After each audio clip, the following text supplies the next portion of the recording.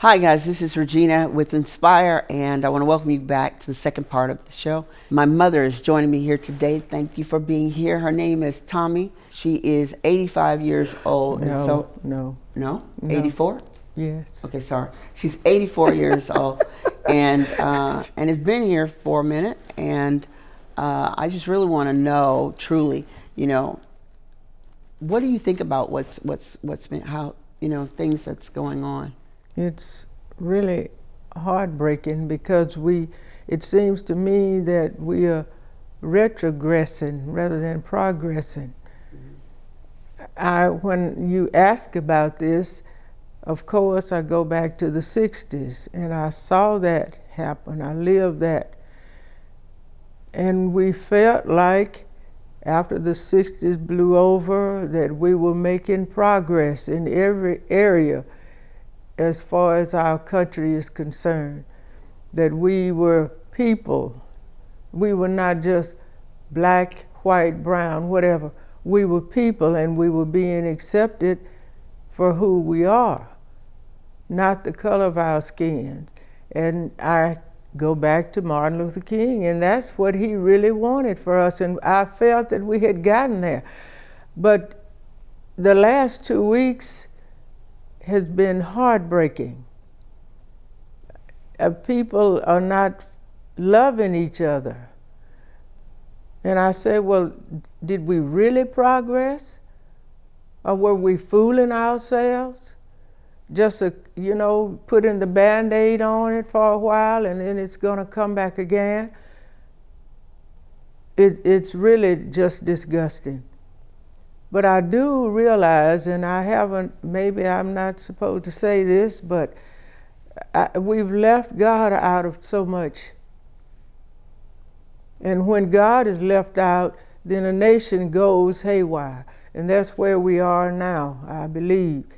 That God is on the back burner, and we have allowed things to go on just to get along. And we don't need to just go along to get along. We need certain religious principles that we know about. The nation was created on religious principles. So what happened to that? Was that all? Did all of those people in the 60s get mistreated for no reason? Do you think? Or we started to let too much of the world come in, and we've forgotten about the God who created us, and who created us equally. Yeah. We are all equal, because if you are a mother and you have 10 children, these are all your children. And so all of these children are supposed to be treated the way you would like for them to be treated. Not you are one person, I'm another. I taught 37 years, and when integration came about and we were dislocated as blacks, teachers going different places, I didn't go into the classroom looking for a black child to teach. I went into the classroom to teach children. And this is what I feel about, I'm getting all choked up about this, because I see people as people. Yes, I know you're black, I know you're white, but I'm looking for the individual. I want to teach the child. I'm not trying to teach the color. I'm teaching the child and providing for that child, giving that child what he or she needs to go out into the world, not as a black person, not as a white person, but as a person going out and doing what you have been prepared to do. But when I looked at George Floyd on the ground saying, I can't breathe, well, Joe told me, well, some people say that, well, when you arrest them, they say they can't breathe. But when you see certain things happening, where is the heart? Where's the soul of this individual who has his knee on a person's neck? Right. Where is his heart? Right. So when you said, yourself that you didn't want to have to do the 60s again. No. Like, okay, so just tell us, what was it like in the 60s? Well, in the 60s, we were just beginning to wake up and say, well, enough is enough. We are individuals and we want to be treated as individuals, and we had to fight we felt that we had to fight for our rights. But when Dr. King emphasized the fact that you don't have to do it violently, you do what you need to do peacefully, in love, knowing that you are just as good as, well, this goes back to, I know I'm digressing, but this goes back to the fact that I grew up, yes, I was born in the 30s, I grew up in the 40s, in the 50s, and on through. But my mother and my father didn't keep hammering into me, well, the man has a hold of you. When I was old enough to get into school, I had one ambition, and that was to get an education, because I saw too many of my people who were not educated, but on the other hand, they had the common logic. They knew what they wanted, and we had self-pride. We didn't look for anybody to give us a handout. We worked for what we were supposed to have. And that's how I grew up, working for what I knew I was responsible for getting. I remember you saying something to me earlier. You were saying that in your household, you really didn't talk color. No, we didn't go around talking about white people and Mexican people, and we didn't. That was not the source of conversation in our house. We talked about being better people, setting examples for not only black people, but set an example, period. Knowing that what I have, it made me to love you for who you are. I don't need to look at you and say, well, you're white and I can't associate with you, or you're Hispanic and I don't need to associate with you, because I went into the world knowing who I am. Yes. I know who I am. Mom, do you think that's part of the problem, like that most people just don't know? And I'm going to bring this in.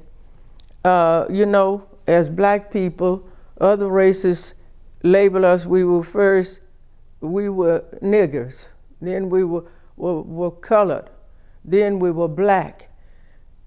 The idea of the word, the N word, never resonated with me, because in growing up from the very beginning, I was taught that I was not the N word. If you are the N word, you are a person who of low self-esteem. You will do anything to get where you want to go. You'll do low down, dirty things. That's what my grandmother told us. You're not one. So I didn't grow up believing that I was a nigger. So when you heard it, it didn't mean anything to you, because that wasn't you. It wasn't me. And I had examples when I went into an integrated school. One example in particular, this was at school that I went to, and it was in '97. And I was teaching. We had broke for lunch. I went back to my classroom, and as I was walking down the hall, I saw my students standing out peeping, waiting for me to come to the classroom. And I wonder, well, what is going on? My department head, somebody had gone to get her and to tell her, come on down to Ms. West's room, come on down to Ms. West's room. She came, she looked into the room, and her eyes just filled with tears. Oh, Tommie, you don't need to go in there. Oh, yes, why I can't? This is my room, I gotta go in. When I walked in, on the facing of the door, the N word was there. And my students, these were 11th graders, and all of their eyes I guess I had about 3 black kids, and all the others were Caucasians. I walked in, I'm looking, I saw the word, and they wanted me to respond. They were waiting for me to respond. And I said, listen, class, why are you upset? You don't have to be upset. I'm Mrs. West. I'm not a nigger. I didn't grow up being a nigger. And so don't just calm down. It's no big deal because your teacher's not a nigger. So you know, just let it rest. Right. And that was it. And they were totally relieved because they were looking for me to get all upset and say things, I guess, do whatever, I don't know. Right. But the point I'm making is who I am on the inside. Right. And nobody can change who I am on the inside but God. That's the only person that can change me.